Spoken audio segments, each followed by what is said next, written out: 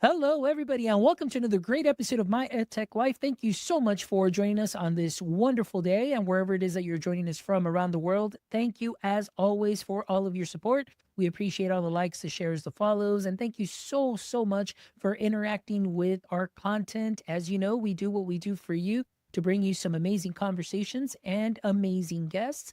And as always, guys, there's no difference. Like today, we have an amazing guest, and we always try and bring you some amazing perspectives, stories, and viewpoints. And today, I'm really excited to welcome to the show Robby Cobbs, who is here today joining us. And he's going to talk about a nonprofit called Tech My School and just the wonderful mission that they have. And so, Robby, how are you doing this evening? Doing great. Thank you so much for having me. Pleasure to be on your show. I've been a fan for a long time and yeah, a bit surreal being on the show. So I'm ready to get going. Awesome, Robby. Well, thank you so much. Like I said, it's great to have you on as a guest, and it was great to just connect with you and then learn a little bit more about what you're doing and this mission that you have through Tech My School. But before we get into that conversation, Robby, if you can share with us a little bit of your backstory. So we would love for you to just give us a little introduction and tell us what your context is in the world of education. Yeah, like all the listeners and followers, I'm an educator at heart. I've always been an educator. Started in 2000 in Hawaii, working at some inner city schools there. Then went back to California. I'm from San Diego originally, and started working inner city there for about 5 years. After that, I went overseas and started working at the American International School Systems.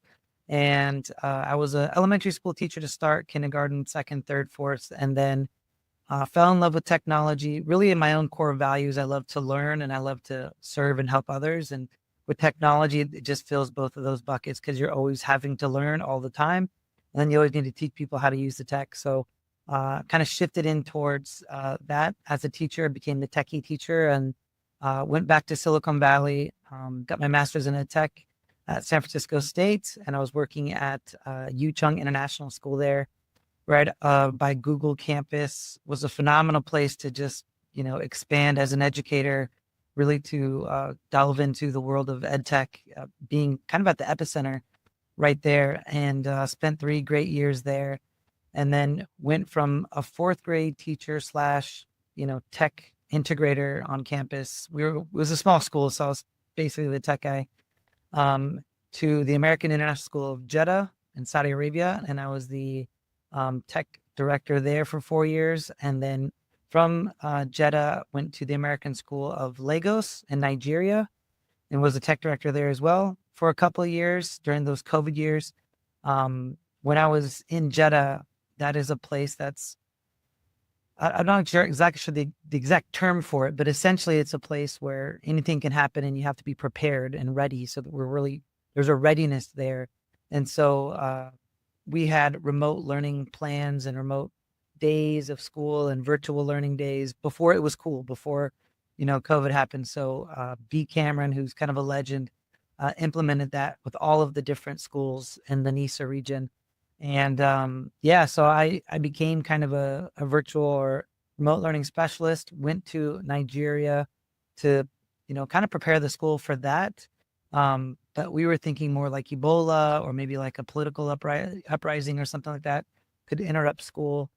And so developed the remote learning plan before COVID, and we're training teachers prior to COVID. And then when COVID happened, we just, we didn't even have to flip a switch. We just, continued on what we were doing. We just implemented the plan, and it was a fairly smooth transition.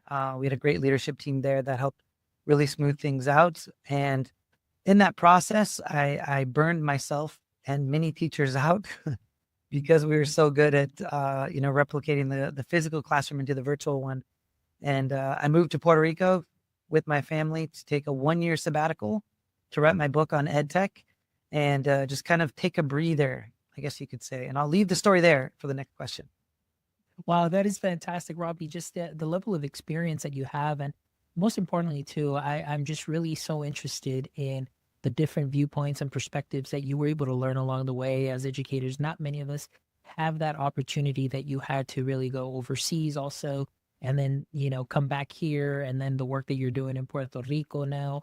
And so I am just like in awe of that. And but my question before we get into really the heart of the matter too is, was education something that you knew you wanted to do, or was it something that you kind of fell into and then just fell in love with it and just really just went all in on it?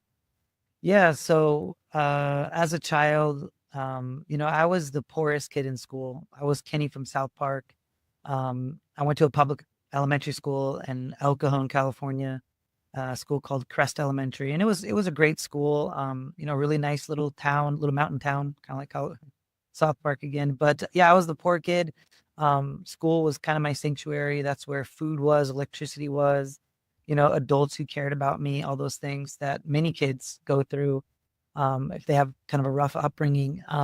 But yeah, so school was always a sanctuary. I always felt very comfortable in school. I was good at school. I liked school. But I wasn't planning on being a teacher per se. I went to Hawaii my freshman year of college because I wanted to, be in Hawaii. I thought it'd be a great place. I was actually trying to follow Dan Patrick. I was with the sports editor in high school and loved writing, loved sports. I still do.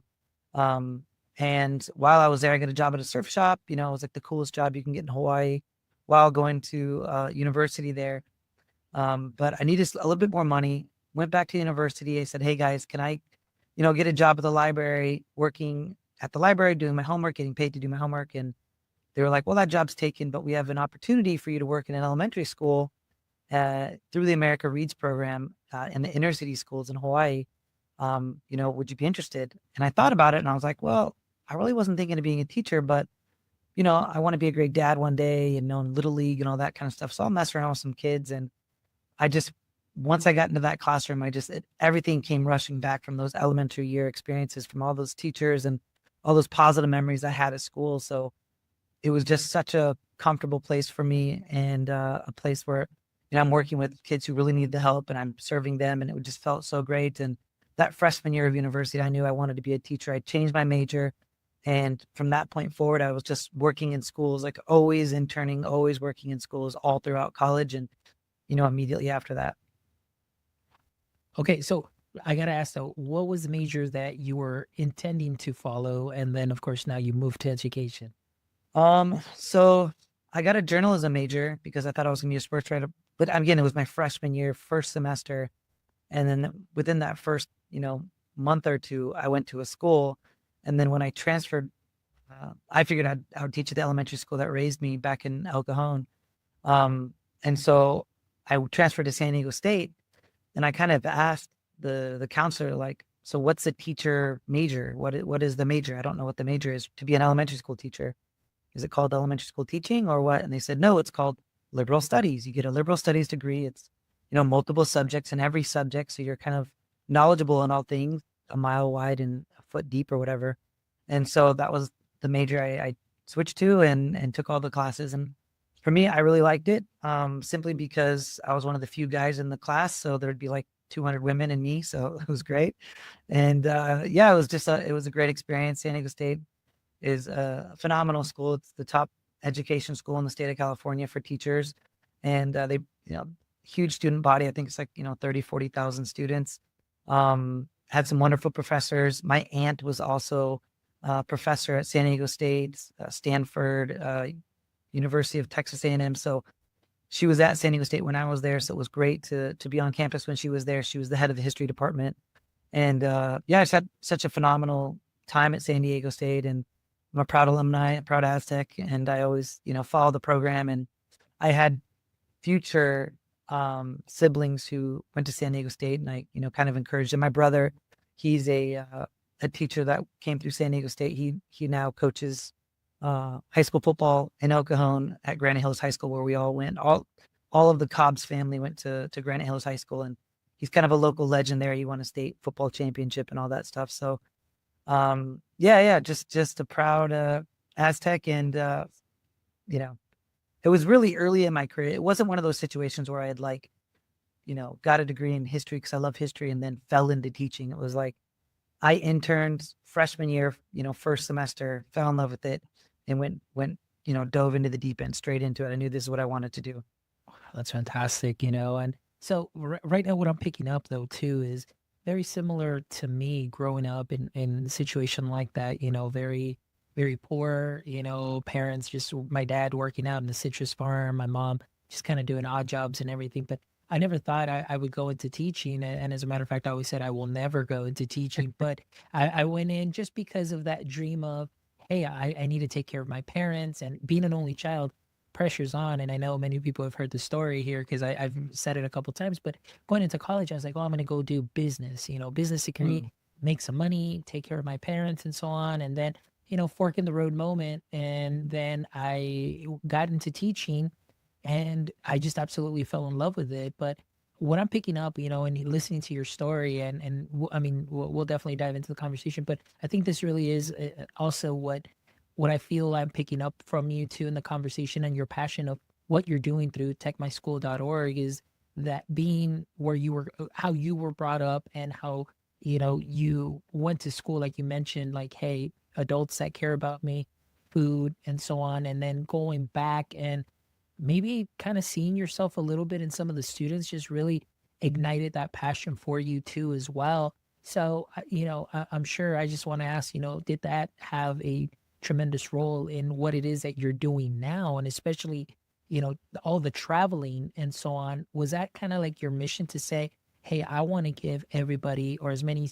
children or students as possible, the opportunities that I never had, or maybe now the opportunities that I have, so just to be that catalyst for them?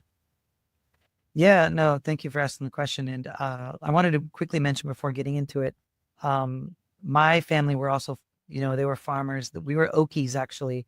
The Cobbs family has been in America since the 1620s, so a very long time. Started out as tobacco farmers from England, and they stayed in the agricultural all the way, from Virginia to Missouri down to Texas and then Oklahoma. And then in the 20s, the Dust Bowl happened, and we were the grapes of wrath. We came to California, and we were migrant farmers, picking fruit and all those kinds of things.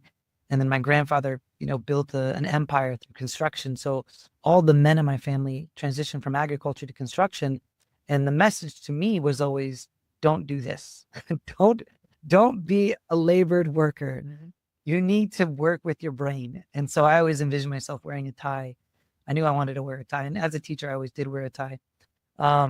So very, very similar in that sense. But yeah, so I do have a unique lens in the sense that I've traveled to 60 countries. So I've been able to see a lot of the world, Africa, Middle East. I've lived these places, East Asia, Europe, Latin America, the US, obviously. So I've seen a bunch of countries. And, when I was in Africa, right before we came to Puerto Rico, we were at the American National School of Lagos. It's a wealthy school. It's kind of where all the elites go. The generals, the diplomat kids, the doctors, the business people. They put their kids in these elite schools because it's a pipeline into the U.S. really. And but we would serve local schools in the community. We had a program where we would bring in local teachers, and we would teach them about EdTech or just basic teaching pedagogy to help the community. We had a program we were donating computers and stuff to local schools nearby, part of our purchase program cycle. And then also just on a personal level, I would take my children and we go to orphanages and we donate like toys and stuff like that to orphanages in Africa. And whenever I was in those countries, whether it was, Nigeria or India, Kazakhstan, all these different countries that were, let's say, less fortunate, we would do what we could to help them by giving things to them, computers and services and things like that. But ultimately, it was their country, and we were a guest in that country, and I'd lived as a guest in the country for, a majority of my career, living as a guest in other countries, learning these cultures and traveling and those type of things. But when I came to Puerto Rico, I didn't know a lot about the history of Puerto Rico. I knew it was beautiful, and it was America, kind of. But yeah, we just kind of came here with open eyes and open ears and open hearts, and kind of took things as they came. And After my experience in Hawaii working in the inner city schools, I figured Puerto Rican education wouldn't be as strong as, let's say, New York or maybe even Florida, but it would be something similar. Like when you're in a school in Hawaii versus a school in California, the schools in California typically are stronger. They're better performing, better resourced, or those kinds of things, but they're not that much different. There's a drop off a little bit, but it's not, you know, of consequence, let's just say. But coming to Puerto Rico, I was absolutely shocked because I put my boys, first we were looking for schools to put them into, and then we eventually, bought a house and put our boys in a local school. And we were just absolutely shocked at the state of education from the schools we visited and the ones we chose, simply because of that stark difference in quality from a U.S. mainland school versus the U.S. schools in Puerto Rico. So for those who don't know the history of Puerto Rico, Puerto Rico became part of America through somewhat controversial ways, through conquest, in the late 1800s. And right before World War I, every Puerto Rican became a U.S. citizen. So everyone, has the blue passport. They've been America since then. There's been some controversial laws that have been kind of strings attached. I guess you can say the Jones Act and those kinds of things. But ultimately, everyone here is an American. You see the United States Postal Service, National Park Services. You've got U.S. dollar, Walmart, Wendy's, the whole thing. Spain was here for, many, many years, 400 years, 500 years. So we just kind of took it over after the Spanish-American War from them. But so they predominantly speak Spanish here, like most of the Latin world. But they're American, so they can come and work and live in Florida or Oklahoma or, Nebraska tomorrow if they want. They just buy a flight, get on a Spirit Airlines flight or United Airlines or whatever, go there, apply for a job, live and work the same way anyone else goes to any other states. And you really have the same voting power pretty much, except for the presidency. So you can vote all the way up into the primary. But after that, there's no vote for president, which is kind of part of that original deal that they made. So anyways, with that said, everyone here is an American. And my lens is simply, I'm new to this island. They're American. I'm American. They have a U.S. passport. I have a U.S. passport.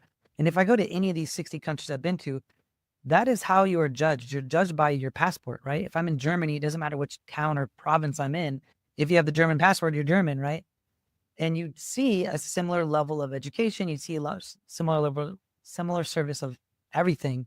And so coming here was shocking because there is a stark difference. And when I put my boys in the school, it wasn't that.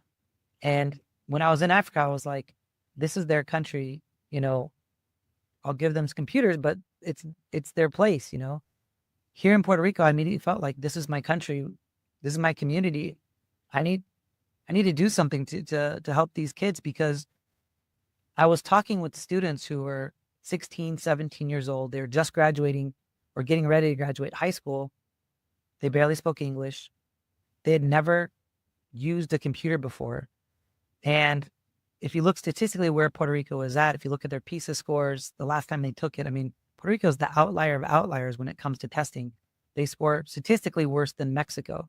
And me being from San Diego, I was very sensitive to that because I grew up right on the border. And I remember going into Mexico as a young person thinking, wow, I'm so fortunate to be born in America instead of being born in Mexico because of that disparity of wealth and opportunity. And so for these American kids to perform worse than Mexico, no offense to Mexico, just that level of, 3, 4, 5 grade levels below the U.S. national average was really shocking for me. And it was really just a call to action because, as I was mentioning before, I grew up poor, but I always had public school. And if you go to an American public school, I worked inner city schools for many years. I've never saw a kid who worked their butt off who didn't achieve. Like if you worked really hard and just ignored the noise, the family, traumatic things happening to you, friends who are, in trouble and all that things. If you can just block that out and just focus on study, pay attention to your teacher who cares about you and just work hard, all of those kids graduate and become successful. I really believe that. And so they have that rope to pull themselves out of any sort of situation. And that's just the beautiful thing about America, is the fact that no matter where you come from, what you look like, what you sound like, your accent, it doesn't matter. If you work hard, you play by the rules, you can get ahead. And I'm not saying everyone starts at the same place, but it's just that there is a system. There is a rope system where you can pull yourself out to have a, a good life. And I feel here in Puerto Rico, that rope is gone or doesn't exist or is severely smaller than other ropes that you'd see, elsewhere. So um, I wanted to create a rope for my fellow citizens, for my fellow Americans, for these Puerto Rican kids who didn't have one, because the state of these schools, the first school I go into, computers are not really adherent to teachers. Kids don't have. It's mostly just it looks similar to Africa. Honestly, it was you go into a concrete slab where there's a chalkboard, some old desk, and a fan, and that's it. That's all there is. And a teacher teaching in a way the best they can, but in a very traditional manner. Copy off the board, those kinds of things, and um, and I see it as this tech person that I know I can come in and help support the school. And so that's what I did. I started going into schools and serving.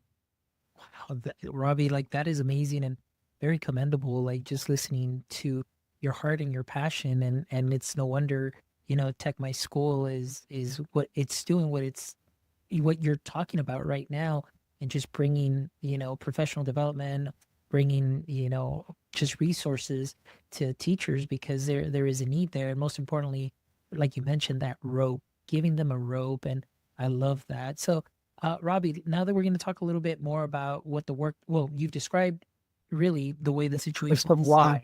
Yeah. but now your work through Tech Mhm. My School, how did that come about? And one thing that I'm loving though is like on your mission statement and your core values, and of course in the background we see the parrot there. And so, can Yeah. you tell us a little bit about number one, how Tech My School, what the mission and vision is, and then just kind of break down, your core values so our audience members can know, the work that you're doing, and Mhm. also how might they be able to also help in maybe extending a rope and extending that hand for the education system. So tell me a little bit more about that. Yeah, so it started with the one school that we were serving, and I went from new parent to training all staff the first month. And so, for any parent who has kids, imagine walking into a new school and becoming the trainer for all teachers that first month, and not a necessarily traditional or normal thing to do, but I think that speaks a bit to the state of where education is here, and also just the fortunate lifestyle I've had to just learn so much in EdTech.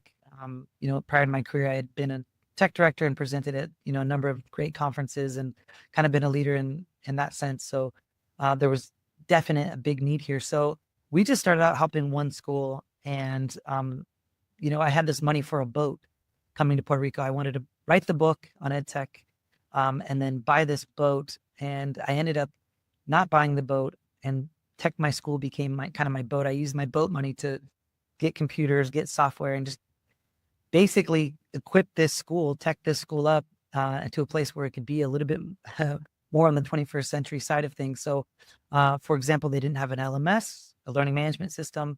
They didn't have a student information system. They didn't have emails for the teachers. Everyone was using a personal email, if they even had an email. There was no library, no public library, no school libraries. There was a few books in the classroom, but not a lot. And so we just, having that tech director lens, I just kind of came in and just did a needs assessment, orally and visually by talking with the teachers and the director and just looking through the school, and immediately got to work, helping the school modernize and just using that money to um, give these professional trainings to the teachers. And I had spent the past 9 years giving professional development to staff. So I felt, really comfortable doing so. And it became an official nonprofit probably a couple months into it. I had never worked with, as a nonprofit. I never thought I would start a nonprofit or anything like that. It was just the sense that, like, as I was helping the school, teachers in a church were talking to another set of teachers and said, "Hey, can you help our school as well?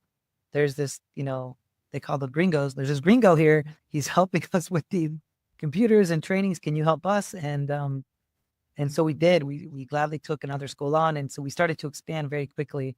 And so I started the nonprofit. The name Tech My School um, came from just writing a bunch of names down, asking my friends and colleagues, like, what name should it go with? And when we go into a school, we do a needs assessment, and then based off that needs assessment, we then create a tech plan and then fulfill that tech plan in partnership with the school. We call this plan the ITP, or Individualized Tech Plan, kind of like a school has an IEP. Every student is different. ITP, every school is different.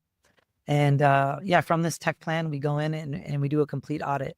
Now, our lens that we had is one that is from some of the world's best schools. So it was a very comprehensive process that we went through to build these tech plans, even though the school had relatively nothing.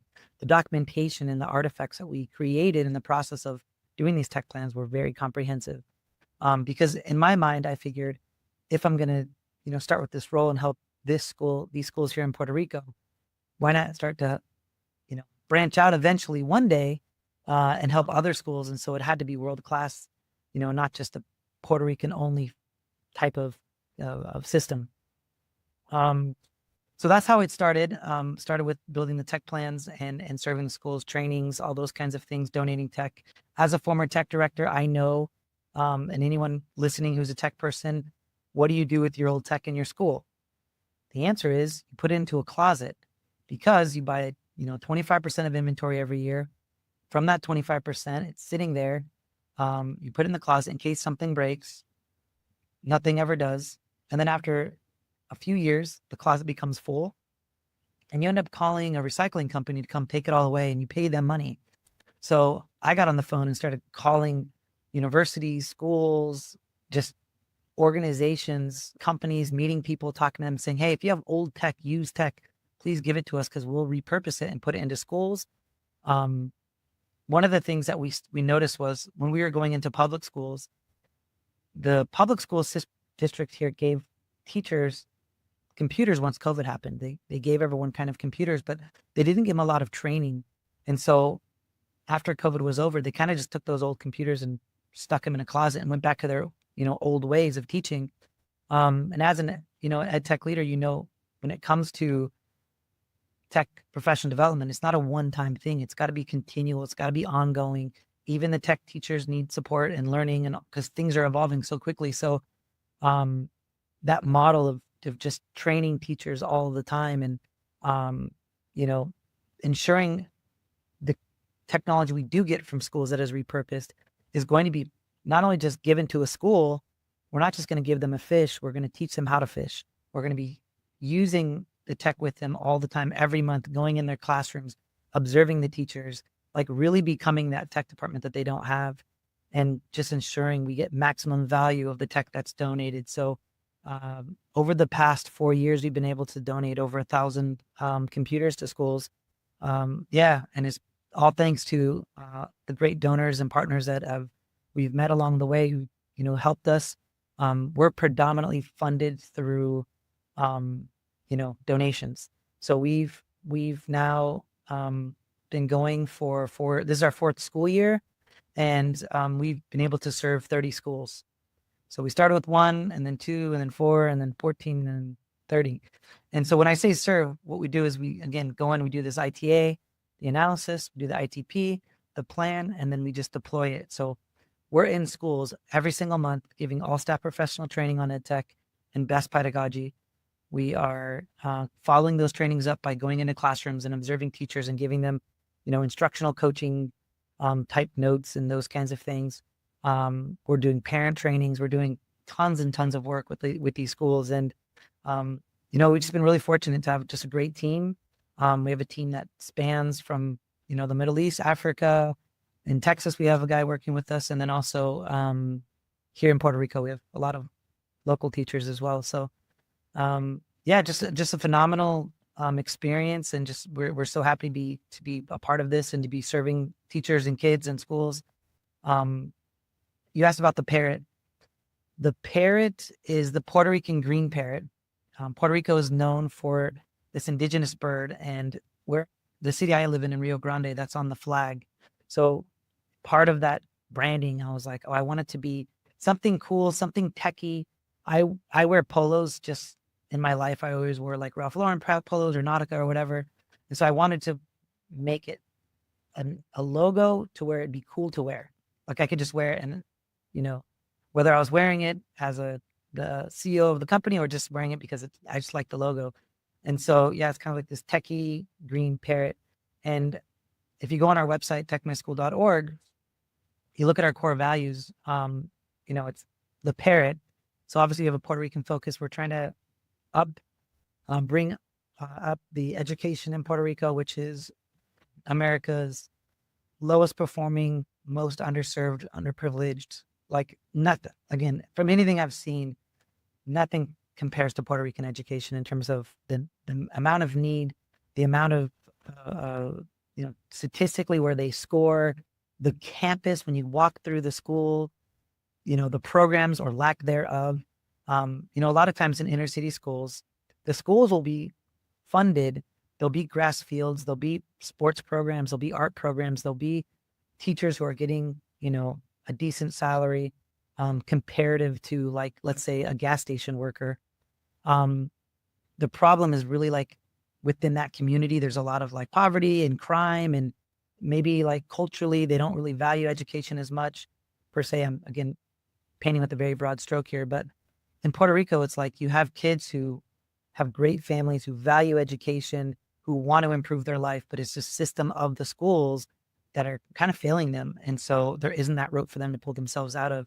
And that's not to disparage any of the hard work that the teachers are doing here in Puerto Rico. It's just the reality of comparing, a school in New Jersey versus a school in Puerto Rico. And so that's why you see a huge outflux of Puerto Ricans who leave, because they're just like, the schools aren't the same quality as they are in the States. I'm an American. I'm just going to go to Florida or New York or wherever. And the kids end up growing up stateside rather than on the island. And because these parents it's either go to a public school that's not going to serve them to a degree they deserve as an American, or, leave the island and just have that kind of feeling of something left behind. And any Puerto Rican listening to this will know what I'm talking about. Because again, before coming here, I really didn't know that difference. Wow, Robby. Well, let's continue with that, because not only the work that you're doing is phenomenal, and like you said, you have a great team, but I know also that you will be holding a conference also that is coming up. So I definitely want to make sure that we amplify the work that you're doing, that it's not just, you and your team that are doing everything, there. I mean, you're bringing some amazing knowledge and you're helping the educators out, but you're also looking beyond, Puerto Rico, and looking into bringing in people that are going to provide professional development, different perspectives, and so on. So tell us a little bit about the, Tech My School conference that'll be coming up next month. Yeah. So kind of in that same spirit of, thinking of the teachers in Puerto Rico, there's 750 public schools, 750 private schools. And, a lot of teachers, let's say half, are working in these private schools where they're getting paid $1,500, $2,000 a month. Milk is still $7-8 a gallon here. Due to the Jones Act and just it being America and a beautiful island that people want to visit. So because of that, teachers are not living in the same kind of, demographic financially as, teachers do in the stateside. And so they are scraping by literally to teach kids. And, I was coming from this place prior to coming to Puerto Rico where I was, again, very fortunate, but working at some of the best schools in the world, these American diplomat schools that had phenomenal budgets. My tech budget was like $1 million just for my school. It had like 700 kids or something like that. And so, yeah, I would go to all the conferences. I would travel the world. I would do all these great things. And I just felt like every teacher deserves to go to, a world-class, conference where you can network, where you can learn, where you can become inspired, and you can come back to your school and just kind of spread that, that joy, that excitement, and just breathe life into your school. And so that was something that I really enjoyed, both as an attendee and also as a speaker. I'd spoken at, lots of different countries and conferences around the world. So I just felt like the teachers deserve that here. So Tech My School serves these local poor schools in Puerto Rico for free. And, we're providing these tech, we're providing the services, we're providing the, all these things. But another part of the profession is getting that networking ability and going to these conferences. So I was like, they deserve that too. And I don't want to just put on some like low budget thing. I wanted it to be the best. I want to put together a 5-star world-class conference for these teachers. That's forward thinking and EdTech conference. And so it's exactly what we did. And we host it every year at the Wyndham Rio Mar in Rio Grande. It's a beautiful, 5-star resort right on the water. The conference center is great. The people who work there are awesome, fantastic. There's 2 golf courses. El Yunque, it's right on the base of El Yunque, America's largest rainforest. I think it's the only rainforest. So beautiful place in this world. And yeah, so for the teachers, we pay for their tickets. Well, the first 200. So for the first 200 teachers that sign up, we pay for their tickets.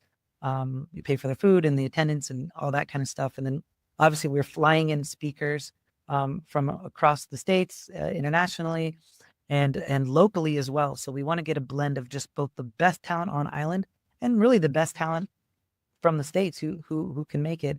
And so it's a bilingual conference, and it's the biggest EdTech conference in the Caribbean. The way we structure it is any presenter who's presenting in English will have Spanish slides, so the attendees can follow along, or vice versa.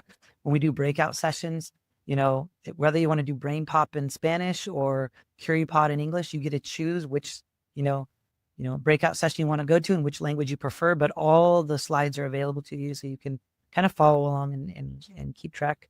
And then our keynotes will do the same thing. So if they're presenting in Spanish, the slides will be in English.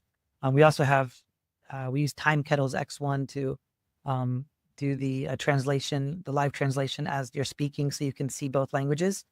So yeah, it's great. We had great speakers last year, 27 speakers last year. We're going to have right around 27, 30 speakers this year. And it's a phenomenal event, and we're so excited to have it.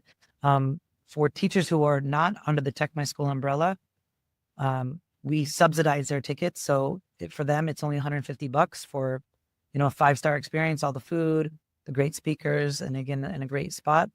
And then if you're off island, if you're coming in from Florida or New York or Houston or wherever, we only charge you what the hotel is charging us for food, which is $400 for, well, not like food and space, right? AV, space, all that, the internet. So we're just charging basically at cost. So it's again, a subsidized event. It's the lowest price, highest quality EdTech conference in America. I'll just say it. And then the reason it is because it's subsidized through these donations that we're able to pull, because we want to bring educators to Puerto Rico so they can really understand that this is their country too, and care about the island, meet the teachers here. And we want the teachers here in Puerto Rico to be exposed to, like you're saying, just phenomenal educators, and for them to get a world-class experience. And so that's what we're doing. And yeah, it's March 15th and 16th. This was for 2025. If you're listening to this a year in advance, just go to our website, techmyschool.org /conference to see the latest, thing. And then also, if you're a vendor, I had went to the FETC conference last month, and it was great. Lots of speakers and lots of, it was phenomenal, because when we are there, we're talking to everyone. We're talking to other vendors, because we're looking for partnerships to try to find ways to get teachers low cost, free software so we can push it into schools here, because they, can't afford it. But at the same time, we're reaching out to teachers, trying to get them to go to the conference and just spread awareness and that whole thing. We're us serving schools in the States, because we do have this world-class tech plan process product. And but it costs a lot. I mean, they nickel and dime you when you go there. You got to pay for carpet. That costs over $1,000. You want a trash can, that's going to cost you $100. You want a TV, that's $800. It's like, it's very expensive as a vendor. The space itself is, $4,000 or $5,000 or whatever it was. So it's very expensive to have these spaces. And for the vendors who are here, we want the teachers to be exposed to these, tech companies coming in. So if Magic School is there, if Fax is there, if, Seesaw is there, we love that, because we want the teachers to see these softwares that we've been bringing to them, and for them to meet people in these companies, because it kind of brings it to life. It makes it a little more real. And because of that, again, we charge them basically what the hotel charges us. So it's, for a booth, I think it's like $500. And that includes everything. You just have to bring your banner or whatever, and that you get your food and you get all that stuff too. So it's the most affordable spot for a vendor as well. And again, we don't just have poor schools. We invite every school in Puerto Rico, public schools, charter schools, the, expensive private schools, because there are some very high quality private schools here on the island as well. And those teachers and directors and superintendents are going to be here as well, either speaking or attending the conference. So we're trying to make it the best EdTech conference in the Caribbean. I think it already is, but like we would love for it to be like an FETC, like an ISTE, something like that, where people in the region or on the Eastern Seaboard or even, Central or even California, they just know this is a world-class experience. We're coming out to Puerto Rico. It's beautiful. We're supporting, it's for a great cause and super affordable. And it's just really, really high quality. So those are kind of the goals that we're targeting.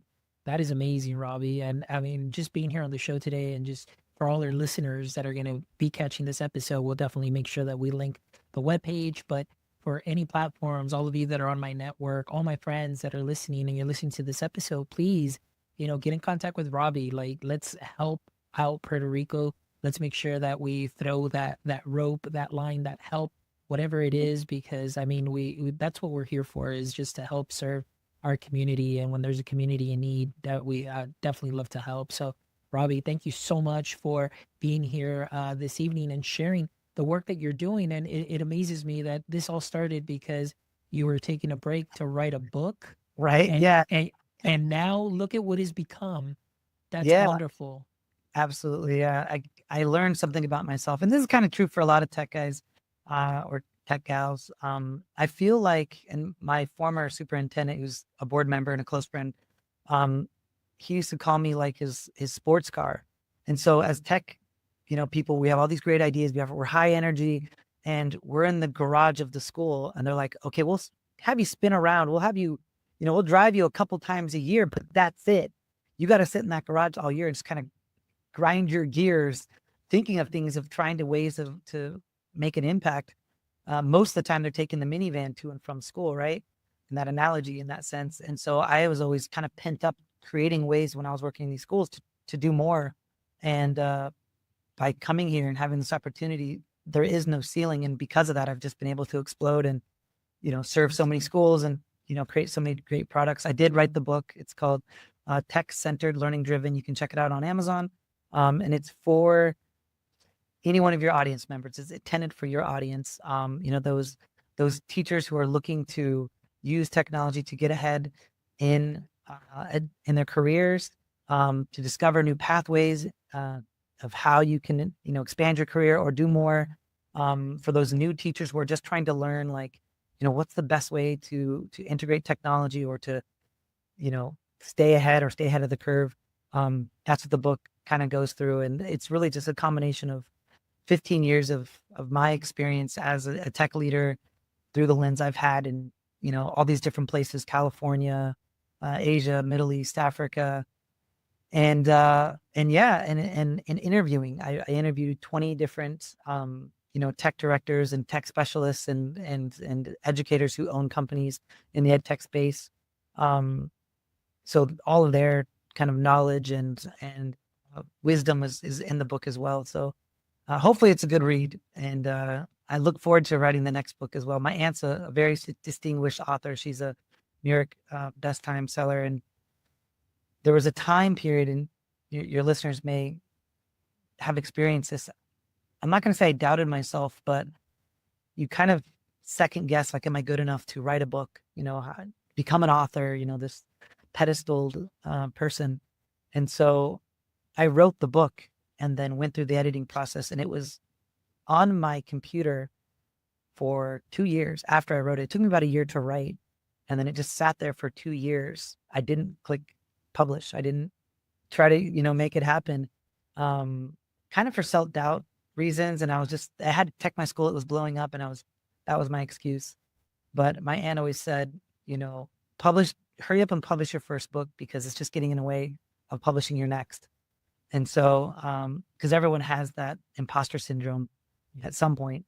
And so once I did, it was just such a sigh of relief, and I could just move forward with my life. And my aunt was right. Her name was Elizabeth Cobbs. Look her up. She's great. She's a very great educator. But yeah, tech centered, learning driven is the name of the book, and I'd love for you guys to check it out. Excellent. And we'll definitely link it up in the show notes and everything. So, guys, please check out the website, check out the work that Robbie's doing, check out the book too as well. And Robbie, like I know you say you're gonna get started on that second book. So, are you gonna write the second book there in Puerto Rico, or are you gonna find another place to rest for a year, and then all of a sudden a new tech revolution's gonna show Uh, up? yeah, no, I love Puerto Rico. We bought a house even before Tech My School started. We just bought the house and we love it. We each, after traveling to so many different places, we were like, where in the world do we want to live? And Puerto Rico was a place that we chose. Like we knew we wanted to live here. So I think we might be here for a little while. And just That's good. the level of impact we've been able to make on the community, all the friends and all the schools we're serving, I couldn't turn my back on them. But I have the next book ready to go. The first book has been kind of more of a generalized book about like how to get into ed tech and kind of the purpose of, what's the difference between ed tech and tech ed. The next book is going to be far more niche for the tech director, and it's all going to be about that ITA and ITP process, what we're doing at Tech My School, and how you do it. Basically, how do you know, modernize your school and ensure you're looking at all the right lenses and that kind of thing. Because um, starting from humble beginnings in Puerto Rico, let's just say, we've had the privilege of testing, our methodology out in some really great schools in the States. One of the schools, the first school we tried it out on, that was of high power. Let's just say it wasn't the first school we worked with in the States, but there are schools in the States that pay us for our services of creating tech plans for them and working with their teams, and that helps fund our mission. Um, was a school called Episcopal High School in Houston. And for those who aren't in the Houston area or don't know Texas, it's one of the top schools in Texas. And yeah, we went into that school. I mean, you go to that campus, it's unbelievable, beautiful campus. They have literally everything money can buy. And so for the students who go there, very fortunate kids, great staff. And so we were, I walked in there, you wouldn't tell. I came in very confident, but because I had done the process, a number of times, and I'd reviewed the process with great schools outside of that I knew would do well, but still, it was my first time doing it at a first class school, 5-star school. And my friend Kyle will tell you, he was a director of technology and innovation there, and his thinking. And I told him, I'm like, listen, I'm not going to tell you the process. I'm not going to tell you anything about what we do. I want you to experience it as a client and then give me your feedback. And just be honest. If we're terrible, we're terrible. We'll get better. This will help us get better when we move to the next one. And he's like, okay. And he was thinking, this little nonprofit from Puerto Rico with a guy that I've worked with in the past, like, what's it going to do? Like, I'm just doing this guy a favor almost. And we went in there, and sure enough, we blew them away. He was like, this is the best professional development we've gotten all year. We were able to help them build a really comprehensive tech plan that really looks at the 3 facets that we really focus on. And that school had all the money in the world. So they were able to solve all the problems that you could solve with the money. But when it came to professional learning and for student empowerment, that's where we were able to find some gaps and really add value to their school. And I was fortunate to be there for a couple of days and work with their tech team to help them build out their tech plan. And we had just such a great experience doing it. And it was just a great confidence booster for us, just because we're like, we know if we can add value to Episcopal High School, we can add value to any school in the world. And we've just done that. We've helped schools in New Jersey and Texas and Oregon and Washington State. So, and we're looking to add more. So if you're a listener and your school needs a tech plan, give us a try, give a little nonprofit in Puerto Rico a chance, and let's see what we can do for your school.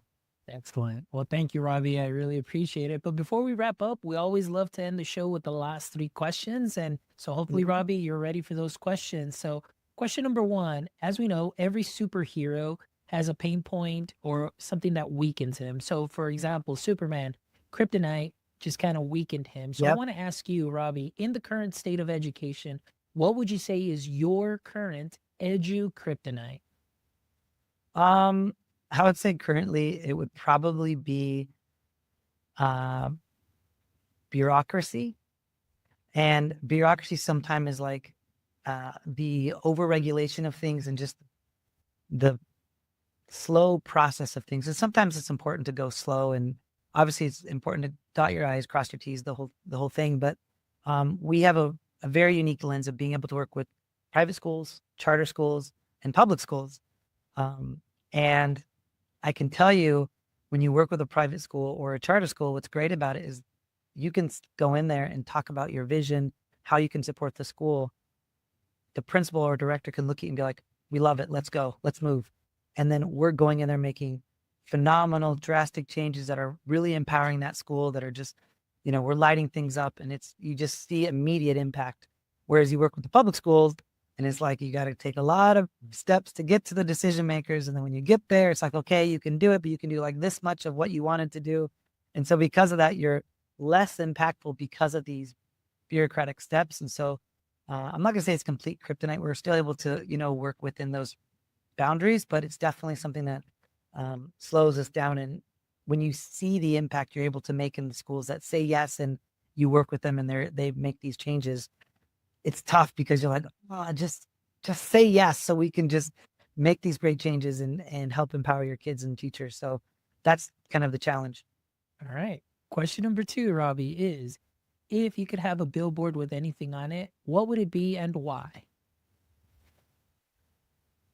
If I could have a billboard that could say anything on it, and let's just stay on topic, we're sticking with the education realm here. It would probably say something along the lines of, Puerto Rico is America too. Let's build some ropes together. And it would have some sort of rope and kids getting pulled up, to be at the same level as, New York or Massachusetts or Texas or California or any of the great states on the mainland. Love it. That's a great message, Robby. And I think that's been, kind of that underlying message throughout everything that you've shared, is just really helping students, helping teachers, just giving them that opportunity for success. So that is definitely a great sign. And the last question, Robby, is if you can trade places with one person for a single day, who would that person be and why? That's a great question. Do we have to stick to education? No, Or could we you go don't have anywhere? to stick to education. It could be anybody. I mean, there's so many great people you can choose.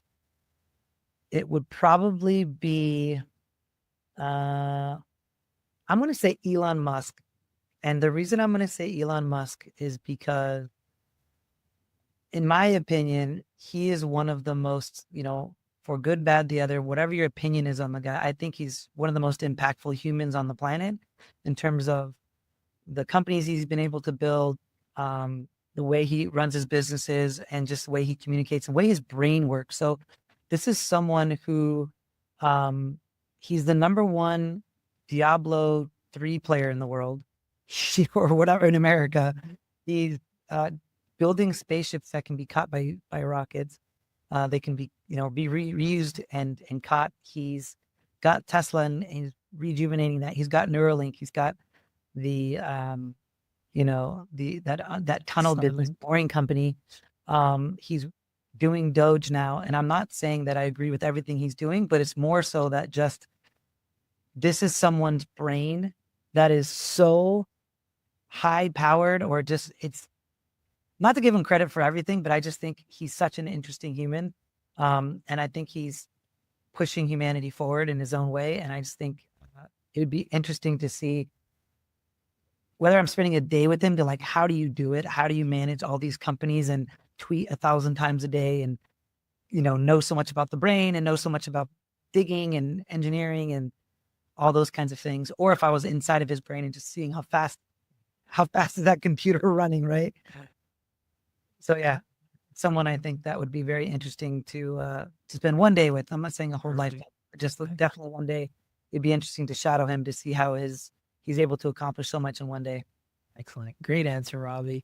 Well, Robby, thank you so much. This has been a wonderful conversation. Just definitely bucket filling, just because just hearing your story and for what you've been able to do based on what you saw, and then bringing in the experience that you've had, international experience, local experience, and bringing all that to the people of Puerto Rico and the work that you're doing through Tech My School.